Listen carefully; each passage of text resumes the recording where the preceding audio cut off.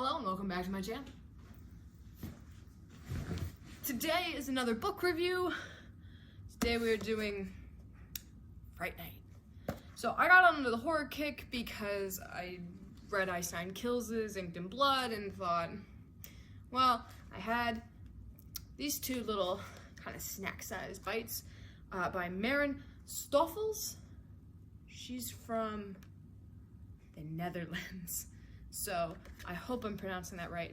So this is Fright Night. So this is the first book I read of hers. This is not the first book she's written. Her first book was, where was it? I believe it was called Escape Room. Here we go, yes. Yes, her first book was Escape Room, then she wrote Fright Night, then she wrote Room Service, which I'll review in next week's video. So, Fright Night. It was cool. You can tell early on, it does feel very American, but it also feels very European, especially in the way a lot of the syntax is and a lot of the dialogue, which I really enjoyed. There were two major twists in this book. I will not spoil either of them for you, but one of them I picked up right away, probably because I'm a little bit, I love true crime and everything, so I understand a lot of, I don't want to spoil it, but I understood what was going on very early, and I guessed it, and I guessed correctly. The other twist didn't come until right when it was supposed to happen, so I really enjoyed that. This is a fun little book. It plays around a little bit with time. Also, she starts with Eminem quotes. Maybe that's what happens when a tornado meets a volcano, Eminem. And she starts Room Service with an Eminem quote, so I haven't looked into that, but I thought it was cool. I also thought it was cool, so she dedicated to this book. I'll read the dedication. Oop. One more. For Nina, you were so brave to tell your own story. That meant I could write this story. Thank you. And it's not always what you expect. Nina's story plays a lot into this story, but is not, like, the events of this book specifically, like the Fright Nighting of it all, somebody taking it a little bit too far, that never happened to her, something else happened to her. So I thought that was really cool. It grounds the whole story in a way that I enjoyed. It's like Richard Castle, I don't know why I called him Rick. It's like Richard Castle following Detective Kate Beckett around to get to get a better understanding and a grounding sort of anchor. There we go, that's what anchors do, to Nikki Heat. So I really enjoyed that. This is told from four different perspectives. Sophia, Kelly, Dylan, and then the murderer, which I liked it. It was, man, why can't I find one? Oh, that's where my bookmark went. Yeah, that was really cool. Dylan, Sophia, Kelly, and the murderer, which I was shocked by, but really enjoyed. She does that with Room Service as well. She brings up the murderer's perspective, which is cool and different, and almost feels like a POV, but not a long one. Sophia and Dylan and Kelly usually have longer sentence, like their segments are usually a couple of pages, maybe 2.5, 3 sometimes, but the murderers is always a nice little chunk. So it feels like you're switching back to the killer's POV just for a second, though. Just for a second, which I enjoyed.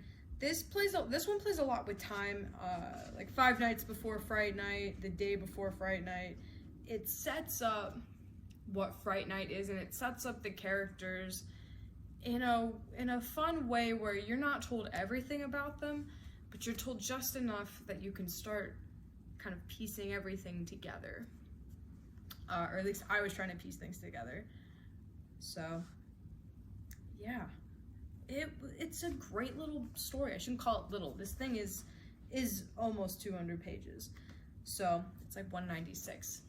But I enjoyed it. It was terrifying because the terror isn't about some alien. It isn't about some, I don't know, maniac on a killing spree. This is very grounded, and it's grounded in a lot of real fears, and it's grounded in a lot of reality that is the terrifying aspects of the world.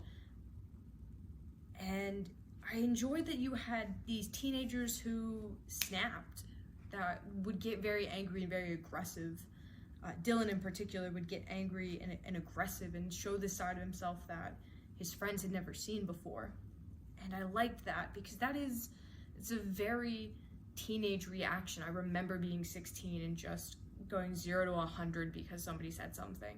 So I liked that. It was a lot of good realism, and the concern that his friends had, I appreciated as well. Fright Night seemed like fun. Again, a very realistic portrayal of a haunt. I am a sort of a fan of haunters. Editor Britt, put it here, please. This is a documentary about haunts in America, which people have, you have horror nights at Universal Studios, and you have McCamey Manor, which is absolutely insane, and all of these regional haunts. So that's what Fright Night felt like. It was in the middle of summer, which I appreciated as well. It wasn't some kind of spooky October Halloween. This was set in the very beginning of summer, which I liked. It gave a very Friday the 13th vibe. It gave a very summer camp vibe. They're in the woods, which is cool.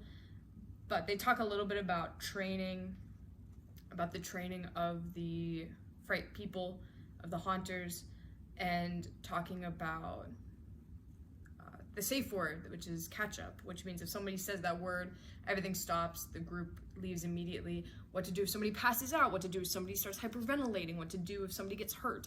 So I really liked that as well. That was a very realistic aspect that a lot of people who do haunts have to address and have to go over with their staff. There is protocol, there is stuff that happens when people pass out, when people get overwhelmed, which is all part of the experience.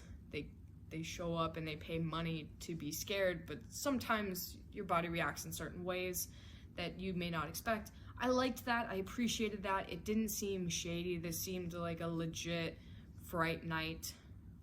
And it reminded me, that's what I want to talk about. It reminded me a lot of the movie Hellfest, which came out a couple of years ago and was about a group of teenagers who go to Hellfest, an amusement park that it's kind of like when Universal does horror nights, or Kennywood's got something like it too. Kennywood has like Fright Nights as well. That's what the whole aspect of the movie was. These kids, these teenagers, these young, actually they're 20-somethings in college, they go to a Fright Night, and there's an actual killer on the loose who takes it just a little bit too far, obviously. So it reminded me a little bit of Hellfest, except not in an amusement park in the woods. Yeah, it was quite interesting. There was a lot of flashing back, not just to a couple days before Fright Night, but there was some flashing back with one of the characters. I won't say who because I don't want to spoil it, in their life and things that happened that I thought were interesting. And again, just these little snippets. She's very brief. You meet these characters, and same thing with room service as well. You meet these characters right before the inciting incident of Fright Night. You follow them through Fright Night, learning about the backstory as you go, and then it ends. It ends the following morning. And it just ends there. There is no, there's a little bit of a denouement. But there's no epilogue, there's no happily ever after, there is just them, the event, and the pinpoint moment of the end of the event, which was really interesting, because a lot of books want to rope you in, they want to really saturate these characters in their past, and then they want to take you through the aftermath and the trauma and all this, and she doesn't do that. She's very effective in what she does, and it was something different for me, and I liked it a lot. It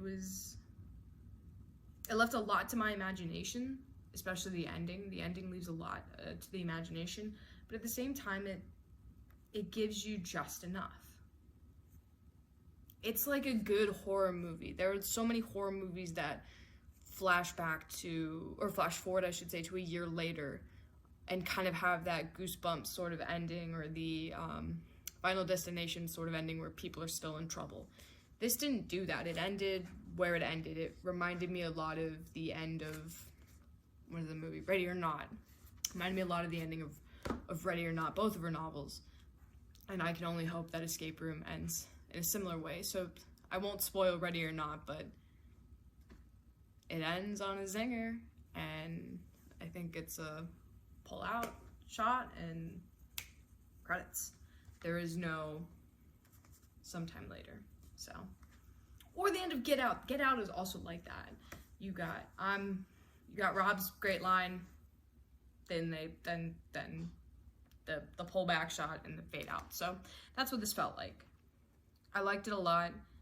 Kids in the woods facing their fears. I mean, what's not to love?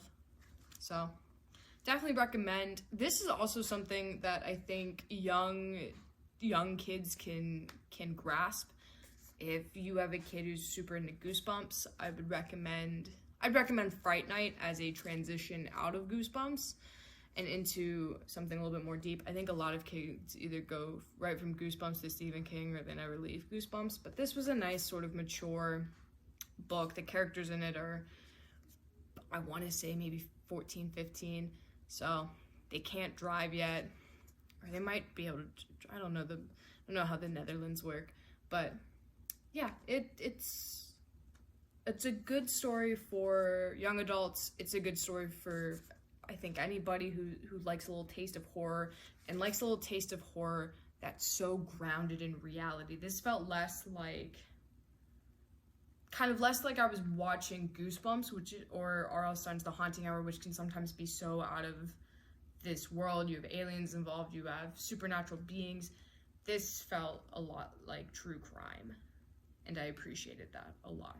I love true crime. I think a lot of people are really into true crime, and that's what this felt like.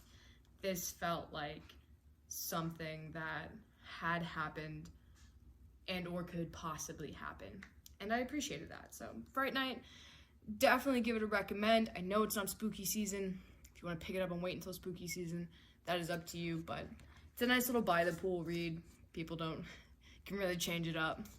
So yeah, and it's not a long read. So pick it up, take the time, and let me know in the comments if you figured out the twists. Because I only figured one of them out, but the second one got me. So let me know what you guys think. I will be back at you with another Maren Stoffels book next week. Looking forward to it. Have a good one, guys.